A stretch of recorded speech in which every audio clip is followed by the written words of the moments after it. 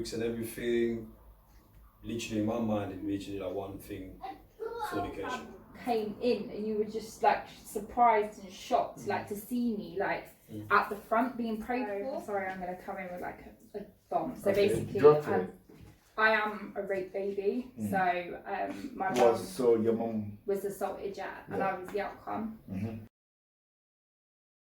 Alright, everybody, hello and welcome back to Conversation With. Today we have my brother Fabrice and our sister Lexi with us. We got the Otshudis family. Hello. Here. Hey. Yeah, so basically, if you guys want to introduce yourself, let them know how everybody here knows you and what you guys do. Yeah, you go first.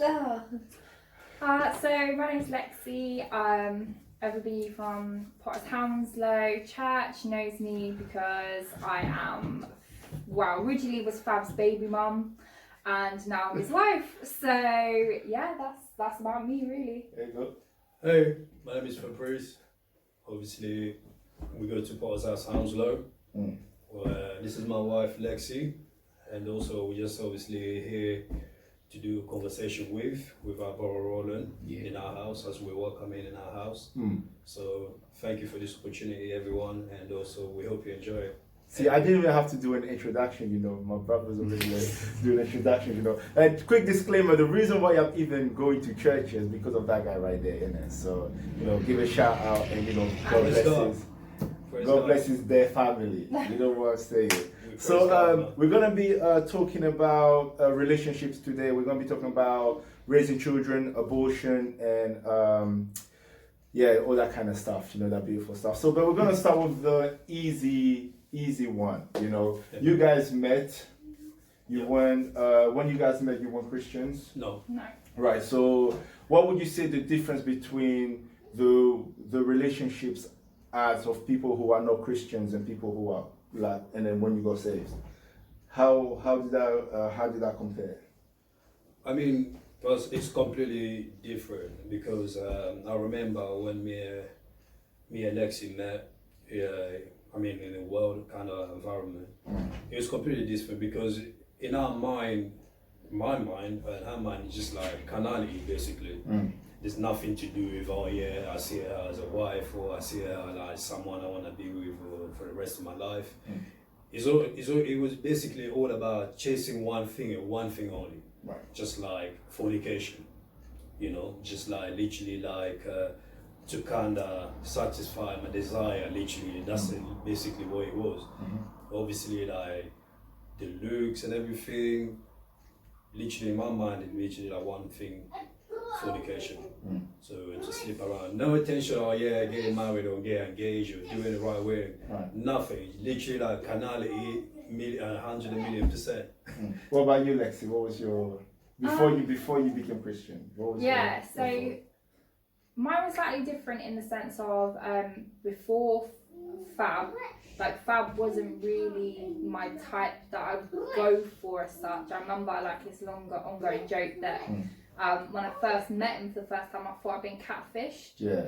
Because I thought he was mixed race. Yeah. And then obviously Fab walked up to the car and there was this guy like, and I was like, oh, hi, want to go go-karting?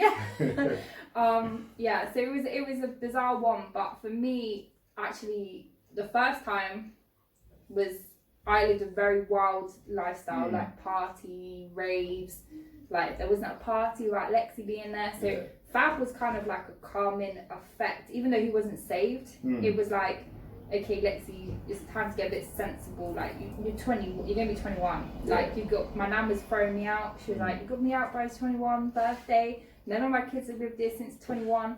So I didn't see it as a long time, like a marriage and things like that.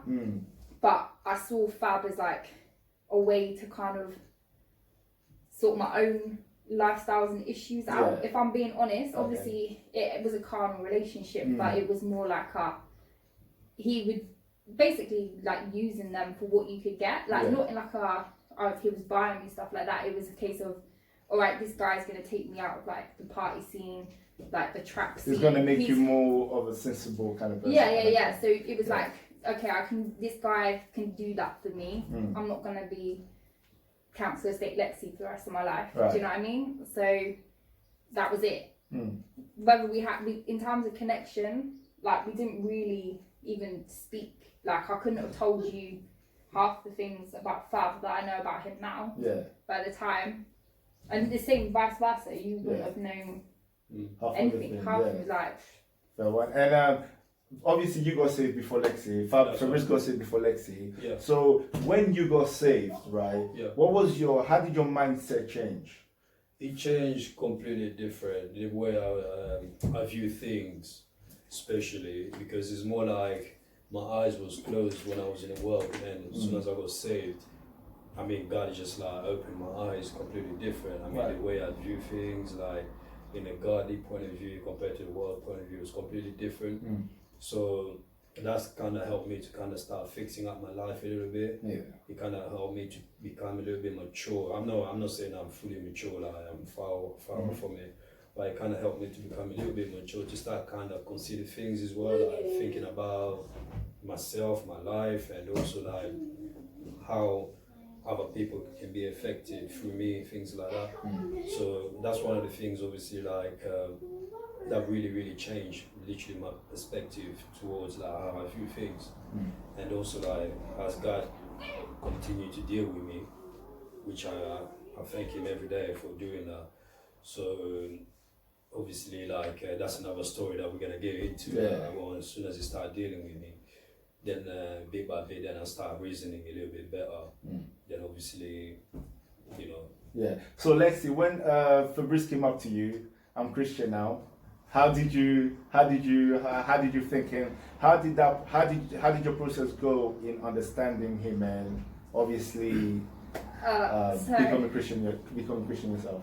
Yeah. So obviously, again, we'll kind of get into like the middle gap like a bit more. So when Fab, because he told me he was a Christian, basically on the same conversation as when he actually came back into mine and Marshall's life. Right. So Marshall was 15 months old. So this guy that I've known had a fornicating relationship with is like, rang me and was like, hey, it's me. I was like, pardon? He was like, hello, is that you? And he was like, yeah, it's me. I was like, right.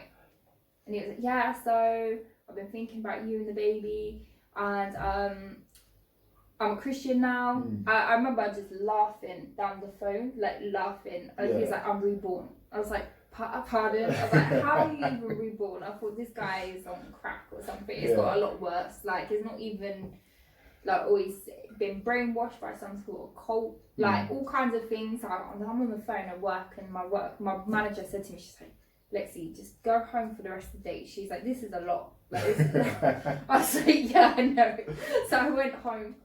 And she was like, what are you gonna do? Like, are you gonna like let me see the child? Like, are you gonna bother? Like, what's gonna happen? I was like, I need to process this. So then I remember texting Fab and I was like, Fab, like, I need to understand what you mean by this. So then we had like a more in-depth conversation. I still, to be honest with you, it's hard when you've got a painted image of someone. And then again, it was just a voice over the phone. I was like, yeah, right, okay, yeah. And then when over time, so that was in the end of October, end of October, and then he started to come visit Marshall, end of November, beginning of December, like Christmas period kind of stuff. And I could see that he was calmer, because like when we were together, he was like, if things weren't how Fab wanted it, that's it. Like, you couldn't get any words out of him. Like, he'd just ignore you. Like, it was just like speaking to a brick wall. Like, I was like, oh. And I could see that he was being a lot more patient with both me and obviously Marshall. So I was like, So then he invited me. Kept asking questions, kept having conversations with him. Bearing in mind, I'd come from a Christian background. I'd gone to church. But when I got to 16, 17, that's when I kind of just like fell off completely. Like, I think that's like most of the newly saved Christians now stories, isn't it? We all went to church and then we went over there and we came back. Yeah. I mean, for me, obviously, it was like nearly 10 years later that I came back, but it's not really about when, it's making sure it happens. Again, that's another story, but yeah, so I remember Fab then saying to me, like, after kind of building that trust again, was like, oh, I'd like you to come and bring Marshall to church, because I'd like the church to meet Marshall. So it wasn't a case of like, Lexi, I want you to come to church. It was, okay, I want to introduce my son. So I was like, okay, all right, that's reasonable. He wasn't asking to bring Marshall on his own. I was like, right, okay, I'm gonna go and check these like nut jobs out. Do you know what I mean? Like, see what's going on. And then it was funny. I was sat there. I had to, because I said to him, I was like, oh right, okay, yeah. He said, oh, have you got a Bible? I said, the church comes with Bibles. I was like, what? Because obviously I come to like Church of England church. Where it's all, I mean, my church Bibles. before I went to our church, they used to have a Bible in front of you. So it kind of shocked me when I sat down and everybody else had a Bible, and I was like, I don't have, like, where did they get that thing from? You know? So I know exactly how you felt. Yeah, so he pre-warned me before I come that there was no Bible. So I remember ringing up my nan. I was like, Nan, have you got a Bible or something? I was like, because I need to have a look. She's like, oh yeah. So she gave me this it was literally just an old New Testament Bible. There was no Old Testament, just a New Testament. So I remember the service like vividly. So the pastor was preaching. I'm there, I've got a baby, I'm really nervous. I'm like, this is at Master Robert. So I'm sat down like, all these people. That was a long time ago then. Yeah, literally like 4 years ago. So I'm sat down, I'm like, wow, like, you know, these people look at me like I'm really different. Like, what are they thinking? Like, am I just like, oh, what's I've said? Like, who are these? I've never felt like so uncomfortable in my life, but it was just my own anxiety. And then Pastor was like, can you go to Genesis? And I was like, flicking through. I was like, what? You only got New Testament. Yeah, I was just like, So I sat there, and then I was like, I can't make it obvious that I haven't got this. So I just sat there and just opened up a random page just to like, like sat there listening to what he was saying, but I was just so embarrassed. I was like, no, and I could feel like the redness just coming up over my face, like, oh, please don't ask me to read or something because I haven't got it. Like, sat there, everything running through me. But actually, at the end of the service, like, it moved me that much that obviously Fab was an usher, so he'd gone to like out, and then at the point, like, I felt so convicted that I like went to the altar. So then I remember Fab came in, and you were just like surprised and shocked, like, to see me like at the front being prayed for. Like, he was like, what? Like, what's what happened in the last hour? But yeah, no. And then when I came back to Swindon, I was like, right, we haven't got a Potter's house. Like, where am I going to go? Like, what's going to happen? So I remember visiting a couple of churches. I ended up kind of staying at Elim for 2 years. And then obviously as me and Fab progressed and ended up dating and marrying, and I ended up at Potter's house rather than Elim. Yeah, and Lexi, you kind of skipped a bit ahead of me there. But sorry, I did. Like, you spoke about Marshall, like about that's both of their child, and his name is Marshall. And so basically, when you had Marshall, were you guys saved when you had Marshall or not? No. You weren't saved. So how was your viewpoint on having a child before Christ? Yeah, I mean, like, personally, it was completely different because the way it obviously happened was a very, we didn't even expect to do it. It was just like, literally, just like, boom. He literally took me, I believe, obviously, Lexi by surprise because the way it happened, because it's like, we didn't plan it. We're just going on with our business, thinking, yeah, we're cool, things like that. And all of a sudden, just receive a phone call, listen, Fab, I'm pregnant. I was like, right, okay, so what's gonna happen now? So back then, obviously, broke, just like living in a rent house and everything. I was thinking, what am I gonna do? Like, you know? So straight away, start thinking about myself. You know? In that situation, just like, now, it's all about me now. That's how selfish, obviously, it shows human being can be. You know, it's all about me. So I was thinking, oh man, what am I gonna do? The child is coming on the way now. It's just like, what's gonna happen? I'm gonna lose all my freedom. Yeah. You know, Well, literally. in all that thinking, you know, obviously because I'm gonna ask this question, like, and we are going somewhere, but because of the topic that we're talking about, and like in all that thinking, was abortion ever entered your mind? That was literally like number one option. Straight away, like nah. Straight away, literally like no, I don't want this kid.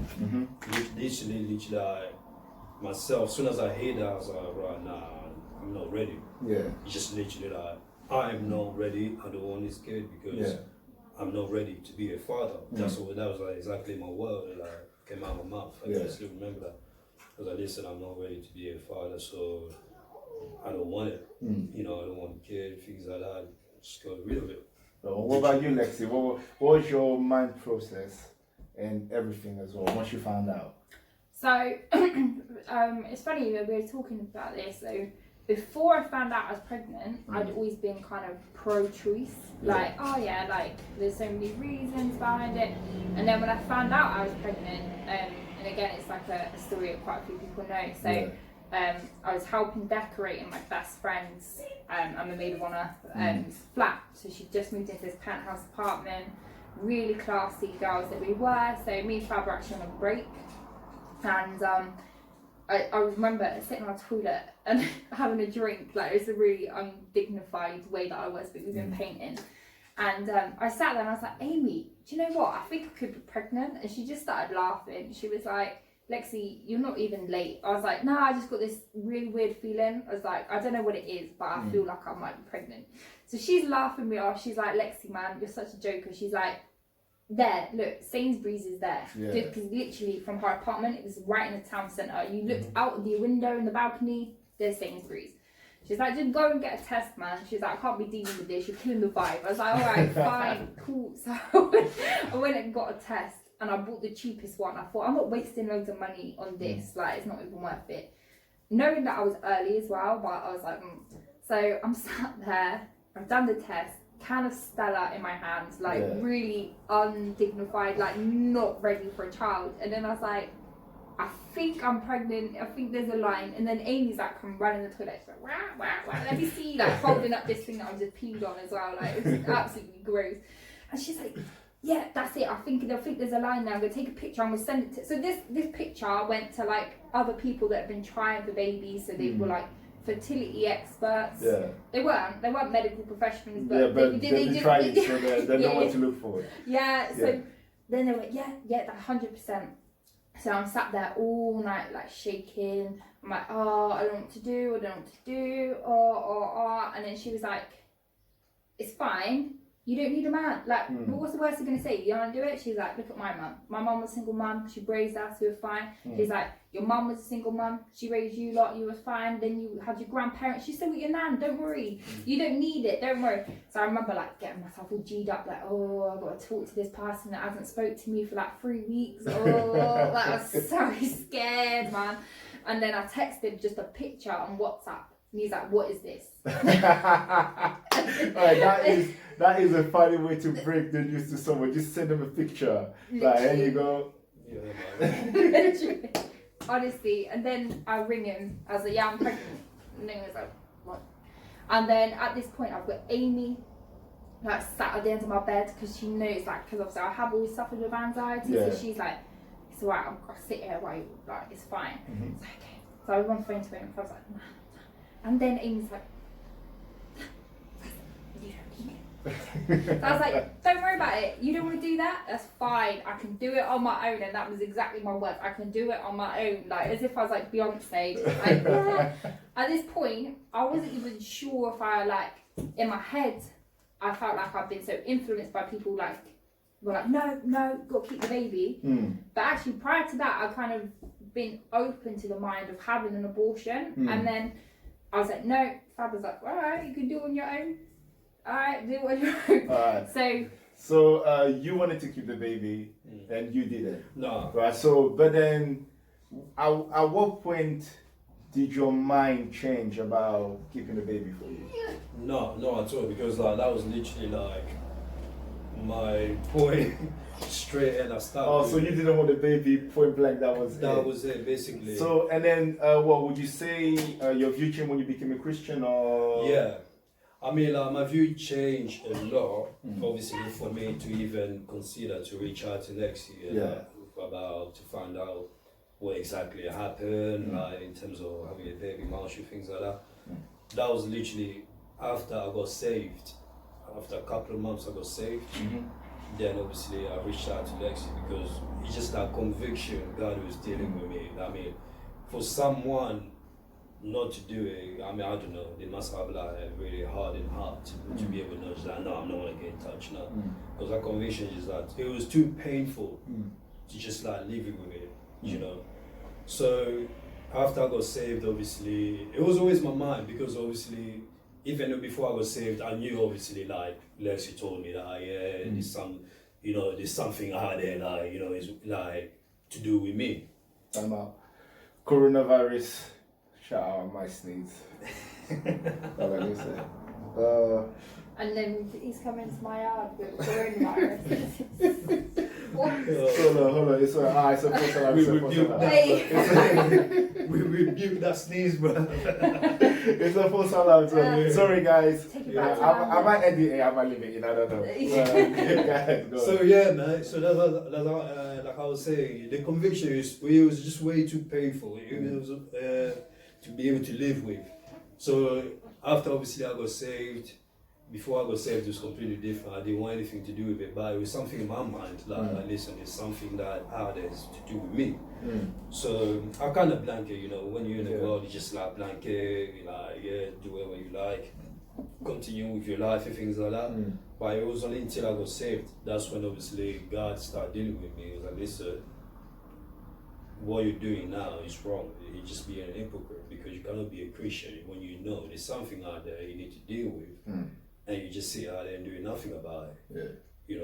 So from that moment on, I was like, listen, even though as hard it was, because I'm that sort of person. As soon as I make up my mind, that's it.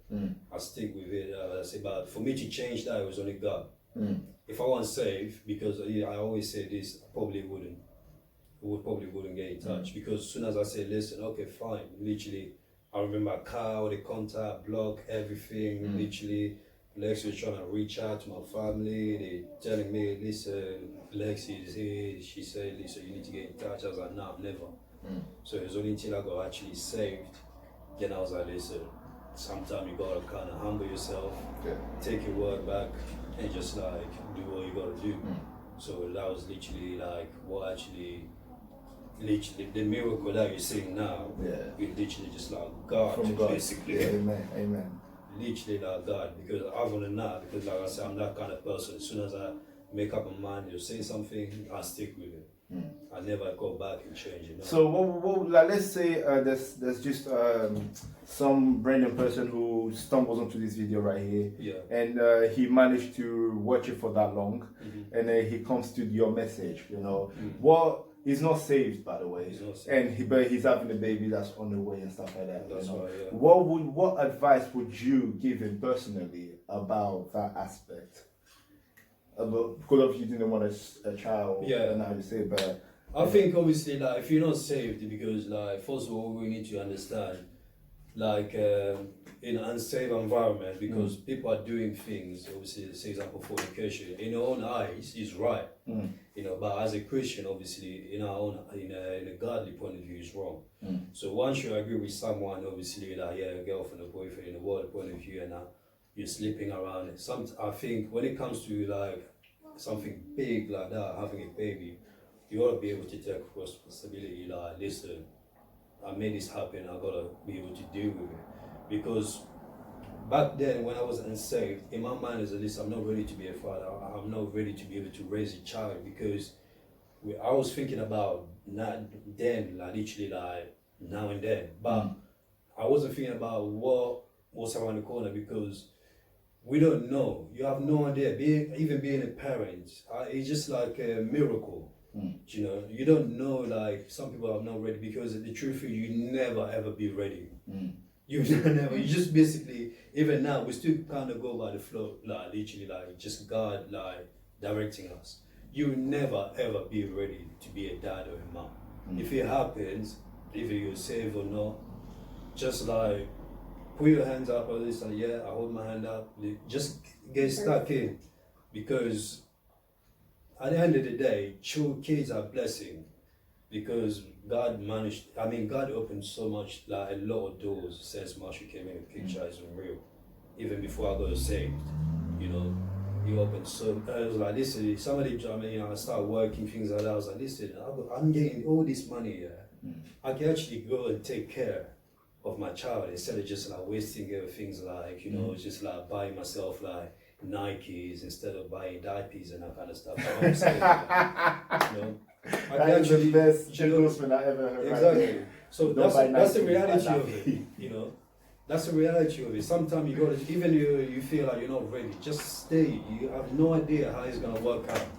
Absolutely no idea, because like I say, God just managed to open the door for me, got a good job, start getting a bit of money, things like that. I'm thinking like sometimes I'll give my pay slip, and I was like, listen, I actually got money. I don't know how Lexi and Marshall are living at the moment. I can actually help out, you know. But with my mind, because my heart was so hard, I was like, nah, forget it. Let me just carry on. But the conviction is just like there, you know. So for those, like you say yourself, for those who just like and say things like that, my advice is just stay, because they need you. You know, kids need the father around. There's no point walking away, just like leaving them like that. They need the father around. Whether it's hard or you got a job or not, but your presence is much more important than money or anything materials, anything that you can buy. And so basically, we're all safe right now, right? We're all Christian, we're all safe. So it's fair to say that we're all gonna agree that abortion is not a good thing. Yeah, so like there's no point diving deep into it, because it's just going to be a one-way conversation. That's it. Abortion is bad, we don't agree with it, then that. No. So, but what would you say to the people who now come with the questions of what if somebody gets raped and then they have a child? You know, what about them? Will God judge them still if they lose the child? I mean, if they decide to get rid of the child, will God still judge them then? You know, so we're gonna go with Lexi on that one first, and then actually, you know what? Let's go with Fab on that one first, and then we're gonna go with Lexi, because I feel like Lexi's gonna like it's gonna be a good conclusion. So let's go. So obviously, like personally as a Christian, it's absolutely wrong to be able, in terms of abortion, when it comes to abortion, absolutely wrong, because the reason I say that, because it's not in our hands to decide whether someone should live or not. Right. No matter what the circumstance, because obviously being raped obviously is a very painful experience, right? Especially as a lady to experience, you know, it's something that you never ever want to wish someone to do that. But because of the circumstances, because like God is always involved in anything, whether it's good or bad, He's always involved, because we don't know God's plan, you know. So it's not up to us to decide, okay, the way this happened, it happened in the certain circumstances that I didn't want to, or the person didn't want to, didn't agree with, then that may gives us right to be able to decide whether someone should live or not. Because soon as, I mean, most people tend to think like in terms of abortions, like it's not like a life hasn't started yet, which is completely wrong, because as soon as that there's a heartbeat, no matter how small the fetus is, as soon as there's a heartbeat, that's someone's life straight away. So for someone to be able to decide, okay, listen, because obviously I was raped, which is a very, very horrible experience to, like, you know, to go through, and also that which is gonna stay literally with you for the rest of your life. I mean, like literally the child, seeing that child every single day, it's gonna remind you. It's gonna remind you literally from that experience, that, you know what I'm saying? But even though you can't look after the child, have the child, even if you have to give him to adoption, someone to adoption, give them a good home. If you feel like, oh, you can't look after them, or they're gonna remind you, you know what I'm saying? Someone might look after them better, because God might have much better plan for that person. They might go to do great things. Yeah, big time. And big things about for God. Yeah. Do you know what I'm saying? And I'm a big advocate. Sorry for cutting you off, but Yeah. I am a big advocate for that. I believe that people should, instead of getting rid of the child, I believe that you should have the child and at least give it up for adoption. You know what I'm saying? Yeah. Because like at least the child is alive. At least the child can impact someone's life. You know, and not only that, in future lives you can always change your mind. But once you end that child's life, I mean, you can't change your mind. I mean, it's already done. The deed is already done. Obviously, but Lexi, what is your thought on this? Let's say a woman gets raped, and then people are saying, and then she's thinking of aborting a child. What is your thought on that? So I'm sorry, I'm going to come in with like a bomb. So Okay, basically, I am a rape baby. So my mum. So your mum was assaulted, and I was the outcome. Mm-hmm. When that happened to my mum, she found out she was pregnant. She wanted to keep me, but actually it was my other family members, so her parents, my nan, that really begged her to consider an abortion. And I completely understand the reason why they asked her and said to her, because she was 21 years old. She'd gone through a traumatic experience, obviously, what happened, and having a baby is life changing. Like from the moment I found out I was pregnant, my life changed. I couldn't go out to the raves, even before I was saved. I couldn't go out to the raves. I couldn't do this kind of thing because that's a lifelong responsibility. So this having a child from those circumstances is a lifelong reminder of what's happened. But my mum showed so much courage and strength in the fact of actually, no, do you know what, I'm going to do it. Like, what's happened to me is a terrible ordeal, but this child is a blessing. Now, that hasn't been easy, and I'll put my hands up. Our relationship growing up as a child, every time she did look at me, she saw him, which obviously is horrific for any woman to go through, and resulted in a really difficult relationship. Now, we're at a point that obviously I'm a fully grown woman, I'm a mother myself, and I understand, and obviously I've shown a lot of compassion to my mum. Now I'm old enough to understand why things were difficult. But she got to the point where our relationship was so difficult. And like I said, when she looked at me, I was that permanent reminder of what happened. So I ended up living with my grandparents when I got to 12. So I came to live with my grandparents. Obviously it's ironic because they were the ones that told my mum to get rid of me. But actually, it was them in the end that cried out and said, look, we want her to come and live with me, like live with us, we'll raise her. And, do you know, I can't thank my grandparents, my grandfather that's passed away, and my mum enough for doing that. Because of their decisions and sacrifices. So my mum sacrificing the pain that she had to keep me, and then had to sacrifice the fact that she couldn't cope. She couldn't handle everything after so many years of trying. It wasn't through lack of trying. But then my grandparents then sacrificed their elder years and retirement and everything they should have enjoyed to bring up a crazy teenager for those sacrifices. But what I would say is, you know, I mean, I don't want to be big-headed, but I feel like I've given my mum something back.